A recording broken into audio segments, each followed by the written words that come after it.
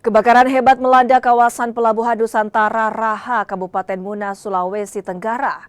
Akibatnya 20 kios milik warga ludes terbakar dalam waktu singkat. Api diduga berasal dari kompor salah satu kios. Material kios yang mudah terbakar membuat api cepat membesar. Sebagian warga panik serta berusaha menyelamatkan barang dagangan seadanya. Dalam hitungan menit, api melalap 20 kios milik warga di kawasan pelabuhan. 2 unit mobil pemadam kebakaran diterjunkan ke lokasi untuk memadamkan api. Tidak ada korban jiwa dalam peristiwa ini. Warga diimbau lebih berhati-hati saat menggunakan kompor dan peralatan listrik, terutama di kawasan padat bangunan. Tolong katanya coba ibu kita lihat kebakaran. Sebenarnya yuk kebakaran, sampai berteriak di sini Pak. Tolong.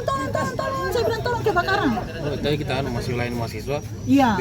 Sudah melayani, sudah selesai juga mereka membayar. Tiba-tiba mereka berteriak dari luar, katanya kebakaran, katanya bisa keluar Mi. Oh kebakaran betul. Sepertinya minta tolong sama orang depan sana, tapi hanya 1 orang yang lewat, penumpang. Belum turun penumpang, sebagian hanya orang saja itu.